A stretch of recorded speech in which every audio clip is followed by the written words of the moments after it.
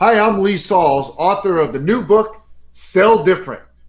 Phil asked me to share with you the worst advice I've ever received in sales. And you know what that is? That you're selling to educated buyers. It's not true. It's not true. Yes, they have access to information, but you in sales know more about the world of potential solutions in your industry than they do. So they need your help. Yes, they have access to information, but you know more than they do, and that's where you create your value. Ooh, I love that. Worst advice. Yay. Somebody finally shares some bad advice. But yeah, I mean, I totally agree. I think, information doesn't equal education. We Right. can look at all those books, right, that are behind you. We could look at all the books on my bookshelf. But if we didn't actually put it in practice, well, it's just information in our heads. So how did you come across this, Lee? Is this something you taught yourself, or something you did you get undersmarted by a buyer, or what happened here?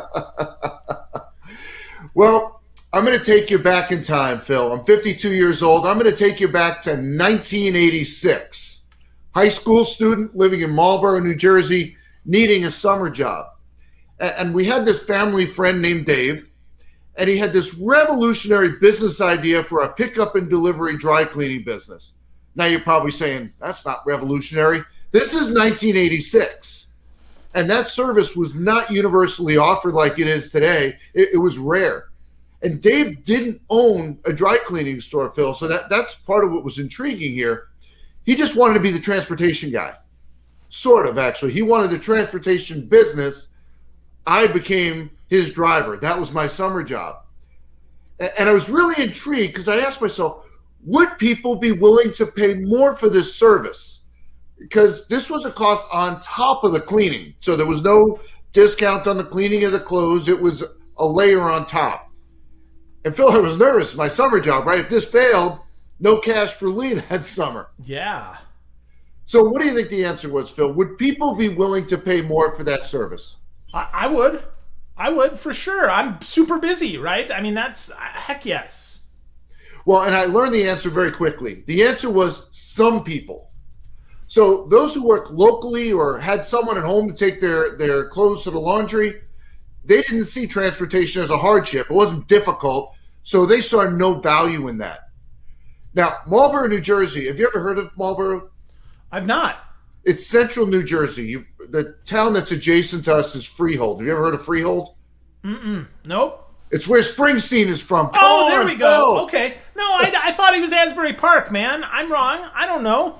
He grew up Okay. in Freehold. Actually, I'll tell you a little story about it. So same school district as me, and I don't know if this is folklore or he really did this, but I had, when I was in high school, a science teacher that used to teach at Freehold.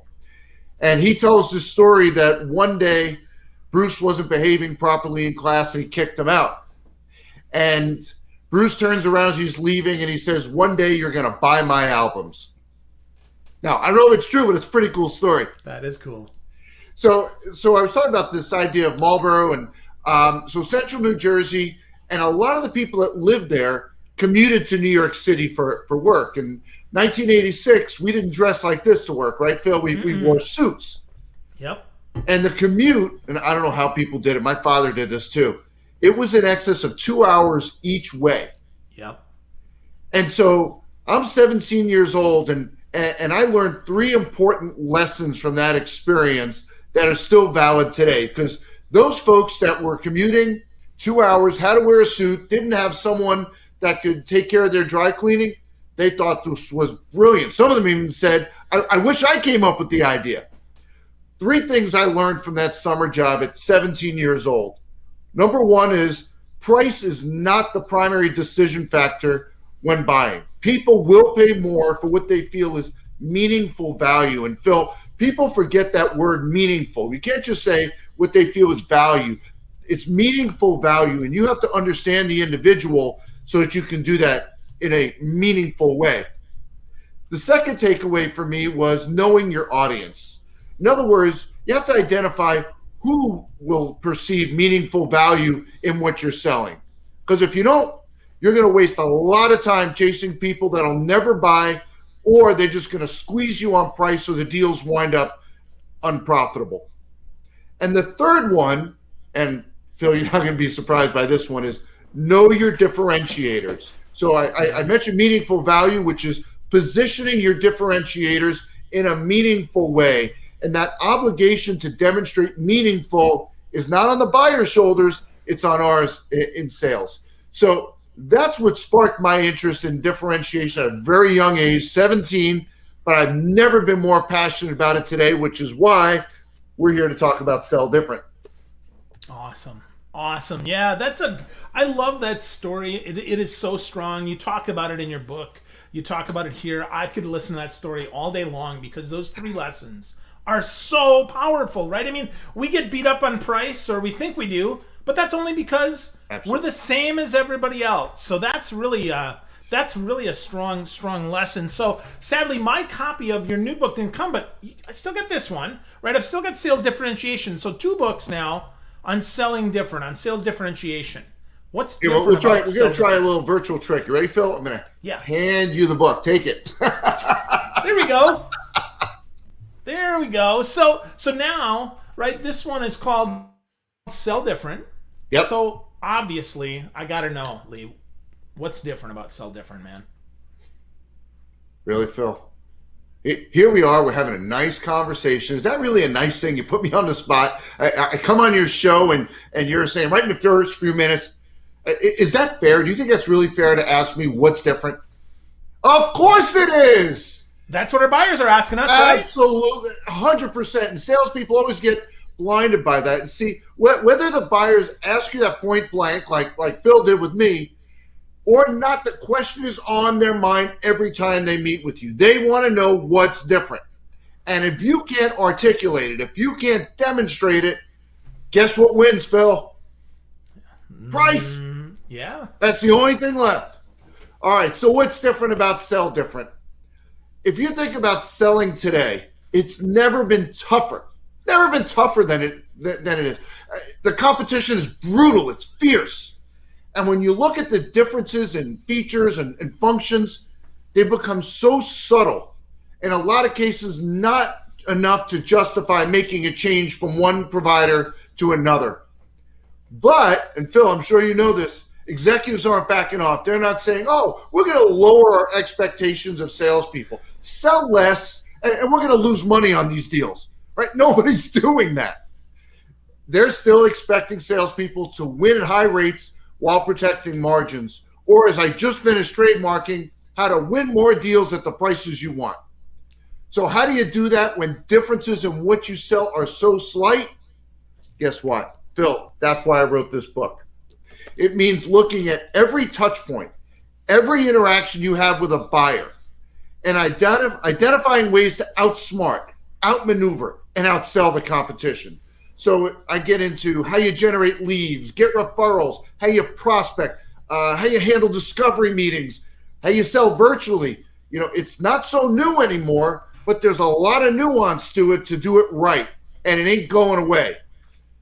Companies are finding it's an effective way to sell. Buyers love it because it makes them manage their time better and they get things done. So it's not going away. So I put a chapter in there just on virtual selling to help you master that aspect. I get into dealing with pilot programs and trial programs and so many other topics. So it doesn't matter what you sell or who you're selling to. I'm giving you strategies, techniques, tactics that are going to help you win more deals at the prices you want by changing the way that you sell. 15 chapters, each one of them dedicated to an implementable strategy for you. Yeah, and that is what I love most about the book, Lee. I got the early PDF, which I appreciate you sending over so I could prep here. 15 actionable insights that we can use to sell differently, which makes this a lot different than a lot of other sales books, which I certainly appreciate and love. So let's. Phil, I have to confess something to your audience. Yes. And you probably know it because you read the book already. I hate reading. I don't like to read. I fundamentally despise it. So my deal is I won't write a book that I personally wouldn't sit down and read. So as you saw, Phil, it's not this Harvard study said in 1946 that this is how you sell. This is real world stuff. This is stuff that I've done. I've done when I manage teams, and I've also implemented with my clients. So none of this is this theoretical stuff that you can't implement. So I made it so that it's easy to understand, lots of stories, Phil, and you can attest to the stories. But I made it so that it's enjoyable as well, because I'm a guy who doesn't like reading. And I had to read this book so many times as part of the development process. That's interesting. So let's divert for just a second here. You don't like to read, but you got all these books behind you. I so do. Are they just window dressing, or do you read them, or do you get them from friends, or how's this work, Lee? Phil, I don't like broccoli either, but I eat it. I didn't say I don't read. I said I don't enjoy it. For what I do for a living, I've got to stay current. So I've got to read. So if you're in that camp where you say, I don't like reading, you still got to do it. Because for you to be relevant when you're selling, you have to provide meaningful value. Oh, Phil, there's that word again, meaningful.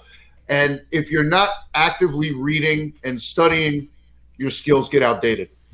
Yeah, I agree. You have to be a student of the game to win the game. 100%. I believe that 100% as well. So that's, yeah, so good. I wanted to make sure you got that out there because I think that's super important. So I want to share, though, you've got 10 opportunities here in the book, and then we'll go deep on some of these and then some of the ideas here. The 10 Sure. opportunities, right? Ways you handle the prospecting, information you send prior to, so folks receive that value, hopefully meaningful, right? How you facilitate discovery meetings through questioning, information sharing, materials you provide after, group presentations and how you handle that, ways you verbally share, how you design proposals, handling those pilot and trials, structuring contracts, and the onboarding team, which many miss. So, Lee, are they in order of how they pop up, or why are they in that order in the book? It was for readability. Again, I don't enjoy reading, so I put it in a logical, sequential way. But you literally can pull any one chapter out as a standalone and completely understand it and be able to implement the strategies presented in it. Awesome. Yeah, I love that. And I definitely found that. I purposely jumped around and then went through and read it really strong. So let's talk about competition, because you mentioned this early, right? Competition is fierce. Yeah. But yet you say most salespeople haven't identified their toughest competitor. So who is it, Lee? Is it me? What? You know, it's funny. I have a lot of fun with this when I do my keynotes. It's one of my favorite questions to ask salespeople. And guess what? No one has ever answered this correctly. And I'm going to share with you the answer in just a moment. So I'll be up in front of hundreds, if not thousands, in an audience, and I'll say, who's your toughest competitor?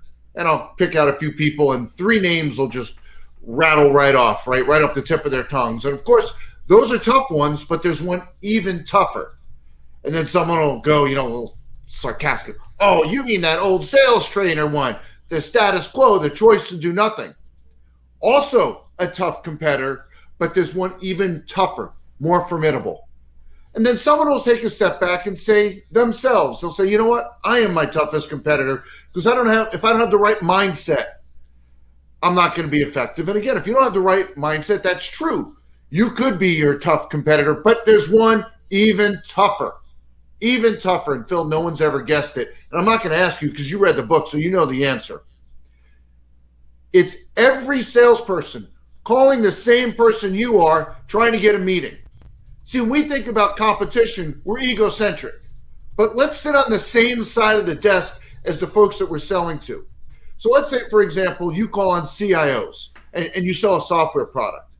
CIOs are being inundated by prospecting calls from salespeople representing their entire purview of responsibilities.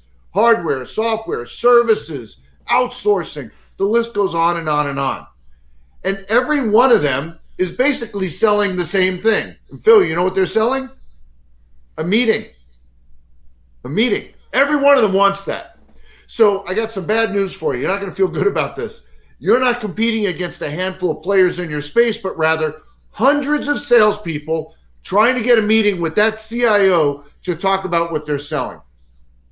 Phil, did you know I went to Binghamton, right, in upstate New York? Yep. Okay.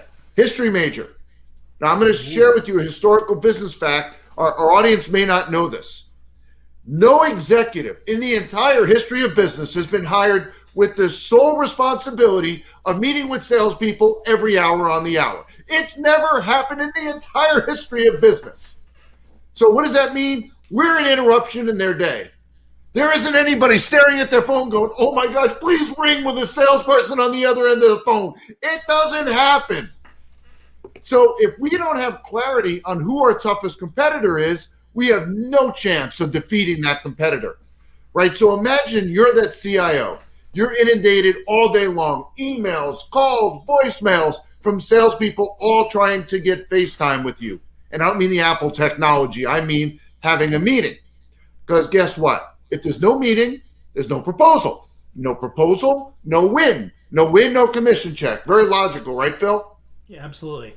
What that tells us is that we have to be different right in that first interaction. So we need to think about how we're going to use voicemail, which is a very controversial topic, by the way, and we can talk about that if you'd like. What our initial message is going to be in email, when we reach them live. And as you saw, Phil, and there's a chapter in Sell Different where I get into a 16-day prospecting rhythm for one prospect that you're pursuing, step by step, with the fundamental objective of reaching them. Nice to make attempts, but how do you reach them? So it's all types of creative strategies and techniques to reach that person that you're targeting. But when you reach them live, you got to have a game plan ready. You got to know where you're going to take that conversation, because if you know in your mind, they're getting calls and emails from hundreds of salespeople all trying to get a meeting, you got to stand out. So I just need referrals, right, Lee? That's all I got to do. Just focus on referrals, because there's no outbound anymore, right?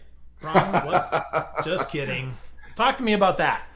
Yeah, I hear that too, right? Cold calling is dead. Now you know our friends over at the Rain Group, right? Yep.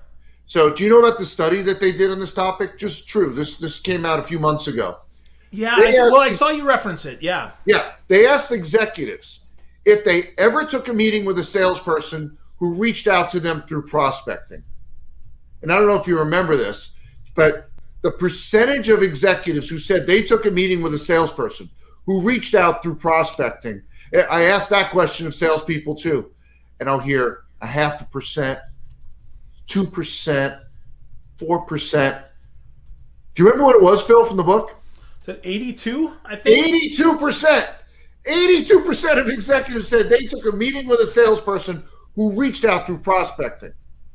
And in that study, they found the key ingredient to being in that 82% group, which was personalization. So if you're using a generic approach, if you are sending generic emails, leaving generic voicemail messages, when you reach them live, you have some generic pitch, you're going to be in the group that doesn't get the meeting. Because again, they're being inundated all day long with hundreds of salespeople trying to get FaceTime with them. You're not going to stand out. And so in my prior book, Sales Differentiation, you may remember, Phil, the sales crime theory, which is an approach to personalize that interaction.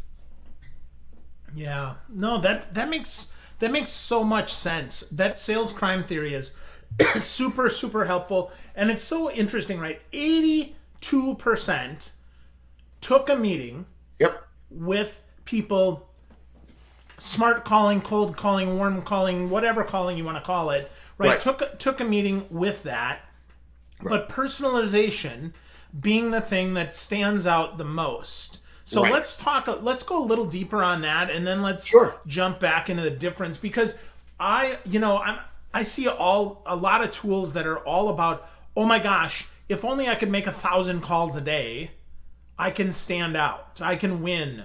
So what do you say to that? How do you is that true? Is that true with a caveat? I mean, how do you feel about that as a differentiator, having the tech that can dial 1,000 times a day? And when I look at prospecting, I think there's a quantitative side and a qualitative side. And I find a lot of sales management executives, when they work with their teams, don't think enough about both sides of that equation. So the qualitative side comes back to that sales crime theory. And Phil, it's probably not fair that we don't tell them what the sales crime theory is, whether they've read the book or not. So the sales crime theory is this. Imagine it's 2 a.m. and there's a pounding on your front door. It's the police. Phil, what did you do? They want to talk with you about a crime that's recently been committed. Now, they don't randomly pick you and your home for this conversation. What do? They look at the evidence, put together a crime theory, and that's what's led them to you for a conversation right now. So you can imagine a sales crime theory. It's founded in the answer to this question. Why should they want to have a conversation with you right now? Not why should we talk with them, that would be egocentric, but why should they want to have a conversation with you right now? So we need to identify what types of evidence, sales crime theory evidence, that if we came across it, would scream to us that they should want to have a conversation with us right now. So let's say, Phil, we sell AV equipment for conference rooms. So what types of sales crime theory evidence, if we came across it, would say, they should want to have a conversation with us right now? You find out they're having an expansion, a relocation, an acquisition, a new CIO, a new CEO coming in. All of those things would say there's probably a conversation going on about the technology in their conference rooms. And since that's what we sell, they should want to have a conversation with us right now. So that's what I mean about the qualitative part of it. The quantitative part, and this comes back to your question, Phil, about just dialing, that sales is a numbers game. And I don't subscribe to strictly it's a numbers game. I think you have to have the quality side, but then you also need strategy in your outreach. You've all seen the studies of the number of attempts that it takes to reach someone live. And it's gotten even harder today, not just with COVID, but with technology and with shorter staffs. So what that means is no one's sitting at their desk saying, be nice if my phone rang. Not going to happen. They're going meeting to meeting. It's very challenging to reach them. So as you know, in Sell Different, Phil, I put together this 16-day prospecting rhythm to provide a strategy side of the quantitative part of the equation. Which I think is super helpful. I mean, that cadence that you put together is super helpful. And it's simple enough that it can be done with or without software, which I really like. I mean, you could certainly use a great tool like an Outreach or a Sales Loft to do it, but you could just as easily use an Excel spreadsheet and put that together and maybe link to some documents or link to some articles, for that. So I think that's super helpful. But you also like to say that salespeople complicate things, and 16 days, I mean, that can easily be mucked up. So talk to me about how that happens and how we can uncomplicate the complicated. Well, when you think about the complicated side, I think you're referring to the search for more clients, right? The overall prospecting experience. And it's not just salespeople, Phil. It's executives too. They're searching high and low for more of their best clients. How do we get more of them? And in Sell Different, I present a strategy in there to help them find more of their best clients. Now, you notice I keep saying more of your best clients. I didn't say your biggest clients, because there are times where those are not synonyms, right? You may look at your biggest client and say, well, we like the name, but we're not real profitable, or there's some solution you're providing to them that you don't want to replicate. So we need clarity first on what does our best client look like? Because if you don't have clarity on that, you can't go find more of them. So I'm going to offer you a free tool. If you go to targetclientprofile.com, you can download the 9 components of a target client profile, which will help you give clarity of what your best clients look like. Because without that, if you don't have that foundation, you can't really use this strategy. So I call this strategy the If You Were Me business development strategy. And Phil, I'm batting 1,000 with this. I'm a baseball guy. Batting 1,000, that means it's worked every time. I've never had a salesperson come back to me and say, I got nothing from it. It didn't work. So here's how it works. You're going to select 10 clients that if you could stick them in a copier as a way to grow the business, you would in a heartbeat. 10 clients that are your best clients that you want to replicate. For each of those 10, you're going to have a conversation, not an email, not a text. You're not going to leave a voicemail message. It's either going to be a conversation on the phone or in person. So you're going to ask one really meaty key question. Phil, you ready? Hit me. All right. So to set the stage, you're going to start off by saying, now, Phil, you've been working with us a long time, and you're familiar with what we offer and the quality of what we offer. Now, here comes a big question, Phil. You ready? If you were me, what associations would you be active in? What conferences would you attend? What events would you go to? What would you be reading to meet more people like you? Selling doesn't have to be so hard. We make it so complicated. It's an open book test. We don't have to search high and low to find our best clients.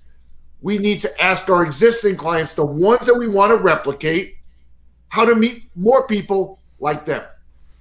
Now, during that conversation, we're not upselling, we're not cross-selling, we're not asking for referrals.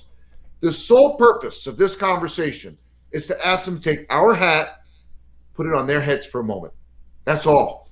And we want them to provide their counsel. And you're going to find people are really gracious. They love to help. But if you wait for them to offer it, it's never going to happen. You'll also notice the expression at the end, to meet more people like you. That strokes their ego. Wow, I'm important. Yeah, I'd love to help you. Now, I told you, this is batting 1,000. So I'll give you a couple of examples with this. So I have this one coaching client. I tasked their team with having 10 of these conversations over 2 weeks. So we're getting ready. We're supposed to have an update call. I get an email from the sales manager apologizing, saying, hey, Lee, we're going to need to put off this call. Our team got really busy. We only had 4 of them. But you'll see I've attached what we learned during those 4 conversations. Phil, it was 4 pages long. 4 conversations, 4 pages of information of where to find more of their best clients. Want another one? Yeah. All right. Another coaching client, individual salesperson, individual contributor. Again, I gave him 2 weeks to have 10 of these conversations, and he had 7. One of those conversations, he met with an executive, and he's trying to get with CIOs. He found out about a CIO group in his backyard, didn't even know existed. And his client said, I can bring you as my guest if you'd like, which he ultimately did. He got in front of 10 CIOs that he was trying to prospect to and couldn't get their attention. Now he had an audience with him. Now, one of those 7 conversations he had in person. Phil, his CEO was sitting next to him when he asked the if you were me question. Didn't know about the strategy. I get an email that night from the CEO saying, Lee, it feels like this is the question I've been missing for the last 15 years. Thank you. Watched it in action, nearly cried, spectacular. Folks, this strategy works. What does it cost you to put this into practice? I'm not saying, hey, spend $10,000 with Lee to do it. You can do it right now. I just gave you the question and the game plan. Go do it. I guarantee you, and that's a dangerous word, but I'm confident, I guarantee you that strategy will yield fruit and help you to find more ways to meet more of your best clients. Wow. That is a beautiful strategy, Lee. And it is so simple and so simple. And none of us do it. Yeah. Well, not enough anyway, right? That should be part of our prospecting at least once a quarter. Yeah. Right? And I mean, notice those great. cues are in there about what conferences should I attend, what should I be reading, because we want to give them some clarity on how to best direct us. So you need those cues in there. So you can't just say, hey, how do I meet more people like you? You need to put those cues in with the question. Absolutely. Well, the more specific we get in our ask, the more chance we have of success. And I love that. I think that's so important. I really enjoy that. And I'm going to use that more too. So that's a great reminder to me too, Lee. And I appreciate that, man, so much. Absolutely. So we're almost done here in our time together. I got just a couple more questions. So first, let's talk about closing. Closing, yeah, right? So closing is a challenge. And I say closing is a challenge because I believe that buyers close themselves, right? They make the purchase themselves more than I do, that I have to close as a salesman. So that word, you just said ew. So talk to me about that. Why is that an ew? I hate that word. And it's not because I'm an ineffective seller or I want salespeople who struggle to win deals to go, see, this guy Lee agrees with me. That's not what it is. You see, we say salespeople should be client-centric. I guarantee you, Phil, nobody woke up this morning and said, I hope somebody closes me today. Nobody did that, right? But there's another issue as well. Think of what the word close communicates to me as a salesperson. It means it's done. Go move on to the next thing. It implies we're at the end. This isn't the end. This is the beginning. It's the beginning of the next stage of the relationship, which hopefully is a long-term fruitful one. So this leads to what I refer to as the business developer's mantra. And when you hear this mantra, you'll say, okay, now I understand why Lee really despises that word closing. You know, this whole idea of it's the end, it's done. The mantra is this: every deal must yield two more. Every deal must yield two more. And if you embrace that, you say, okay, so I get a deal. Two really good things have to come from that deal. So you can imagine using that if you were me strategy we talked about. Referrals, upsells, cross-sellers. There's all of this opportunity in that new deal. And so every deal must yield two more. If you embrace that, that means whatever you did today is going to be compounded next quarter, next year, and on and on and on. But most salespeople, they sell a deal, it's closed. Oh, now I got to go find another one. Or worse yet, they celebrate the win for 2 months, and then, oh, shoot, I got to start prospecting again. I'm not a hero anymore. I got to start getting back to work. Where's Lee's book? Right? And they get what I call the EKG effect, where you can see, oh, won a deal, nothing. Oh, I got to start doing something. Oh, won another deal. And you get this. And guess what? It's not just your performance. It's your income that's also having the EKG effect. Nobody likes that. We want this. And if every deal yields two more, you get this. You get that growth that you're looking for. Your company, when they look at results, they want that hockey stick effect, right? We've all heard the hockey stick effect. That's what you want too, with your results, with your income. So if you take that approach, every deal must yield two more. Think about how that's going to impact you and your approach to selling.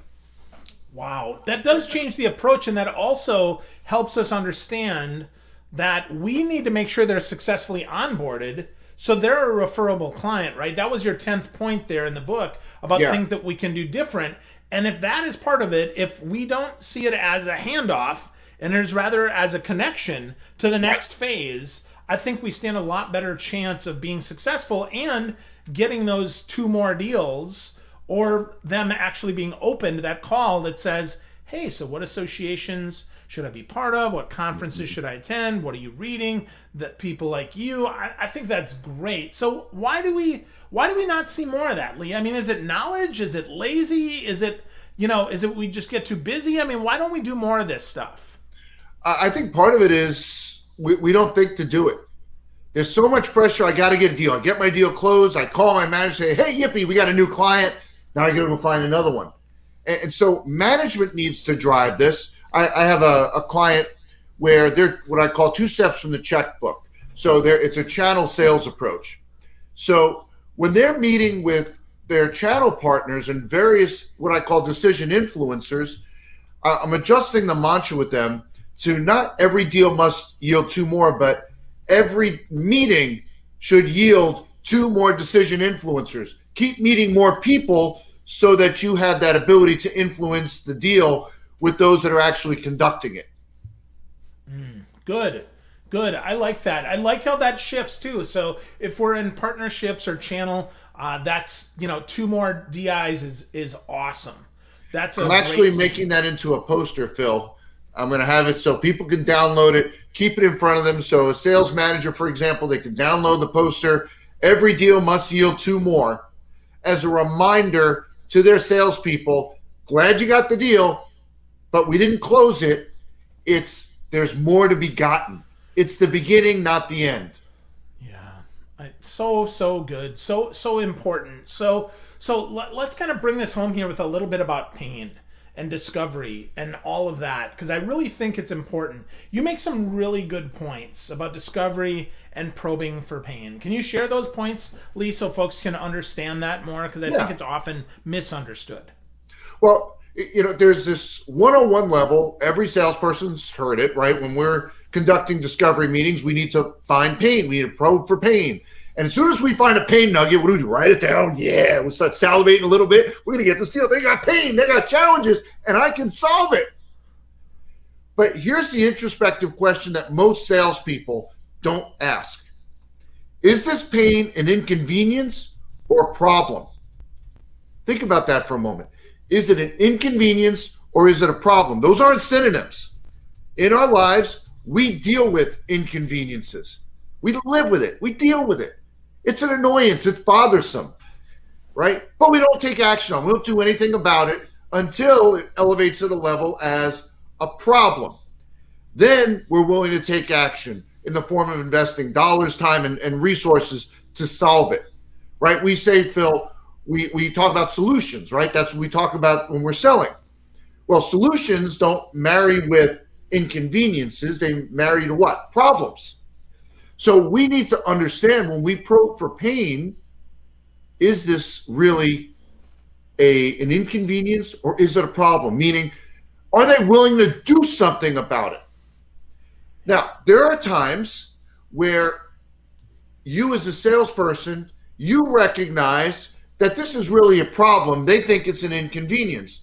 You then have an opportunity through questioning, lead them down the path to help them see that this is something we really need to do something about. There's another really important aspect when you think about it from a discovery perspective, this whole idea of pain. So let's say you're talking to a mid-level manager who's talking about the pain of a current circumstance. And again, the salivation starts happening. Oh my gosh, we can fix this. But what about senior management? Does senior management also see this as a problem? We've got to ask that. We got to understand from middle management, how does senior management perceive this issue? If they see it as an inconvenience, you ain't getting the deal. Not going to happen. Middle management has a problem. Let's say something's burdensome. Somebody's having to wait too long. It's too hard to do. If they don't see the business case and can't explain it in a meaningful way, well, there's that word meaningful again, Phil, to senior management, they'll say, yeah, of course, pain, 4-letter word. So is work, another 4-letter word, deal with it. So mid-level management needs our help to work with senior management so that they see it through the same lens as a problem. So to bring this back full circle, when we talk about discovery and finding pain, we can't just write it down. We need to ask questions and understand if this is an inconvenience, meaning, yeah, it's something we just deal with, it's an annoyance, or it's a problem. There is a business case here for taking action right now in the case of dollars, time, and resources. Awesome. I love that, right? Going deeper after that instead of just writing down the pain is super important. And to your point, I think pain for one position is merely an inconvenience for another. So I think True. that's an awesome point. So Lee, there's so much in the book that folks could take action on. So many actionable things in Sell Different. If there was one thing right now that you'd say, you know what, folks, this is where you need to start selling different. Obviously, they should get a copy of your book at selldifferentbook.com. That's an obvious point, right? So let's be really clear. But give them one more practical, tactical thing that they can do today to get started selling different. How about if I tell them about an opportunity that 99.999% of salespeople miss out? How's that?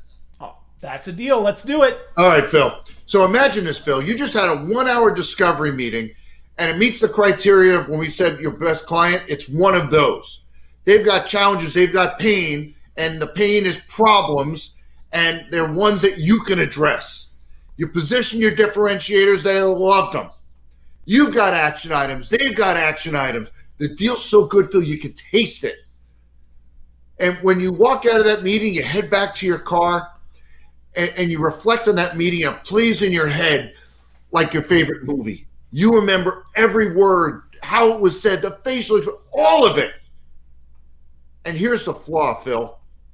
We think that they remember that meeting just as vividly as we do. Doesn't dawn on us that they had 7 meetings after hours, 116 emails, 18 voicemail messages, each one of them layering on top of our meeting, and it becomes a distant memory. So there's a strategy over 99.999% of salespeople miss. They don't do it. What is it? Sending a recap email. Same day as the discovery meeting, you're going to send a structured email that has 5 components. The first one is your objectives, meaning this is what they shared with you that they are experiencing as challenges, pain, and why they need to do something about it. The second section is how you can help. Those differentiators you talked about, you're reminding them now in writing. My to-do list, the things that I said that I need to do and when, their to-do list, meaning the things they said they're going to do and when they're going to do it. And the last part is the next step. Hopefully during the meeting, that next step was you schedule the next meeting, a next interaction, a demo, whatever that might be. And you write that in such a way that it can be shared with others. We've all seen the studies about the number of decision influencers involved in B2B selling. So you met with one person, there's several others that are involved. Write it in such a way that the person you met with can share it with others so they get brought up to speed on the conversation that you just had. If you do that, you sell different. You stand out. You show genuine interest in the individuals and the account. Why? Because you can't copy and paste. It's not a template. It took time that you're investing to put this together. It keeps the deal on track. How many times have you had a meeting where you come back for the second meeting and they had said, oh, I'm going to do all these things. You go, oh, that's right, Phil, I said I was going to do these things. I totally forgot. So now the sales cycle becomes protracted. And remember I said before, you're not competing with a handful of providers. You're competing with hundreds of salespeople trying to get their attention, and you stand out because you've shown genuine interest in them. Chapter 11 in Sell Different teaches you step by step how to put that into practice. That's awesome. For that alone, the book is worth the $25 that it's going to the investment. So love that idea of a recap email, especially doing it the same day. You've got a great structure there. Folks, you got to get a copy of this book. If you go to selldifferentbook.com, you get a copy of the book. Lee also mentioned this cool tool before that you can get free from Lee. Really, really cool, right? TargetClientProfile.com to get the 9 components of those target, not ideal, target clients in that. Personalization, folks, can lead you to being one of the 82% of people that actually will take a meeting with you. And then you need to know what to do. You need to learn how to sell different. Get a copy of this book, folks. Lee, thanks so much for sharing all of your insights with me, with the audience today. Great, great stuff, man. I really appreciate you as always, Lee. Thank you, man. Bill, thank you. Thank you. This was fun. Yeah, it sure was. And folks, again, I implore you, get a copy of this book, selldifferentbook.com, and learn from Lee Salz how you can sell different. Have a great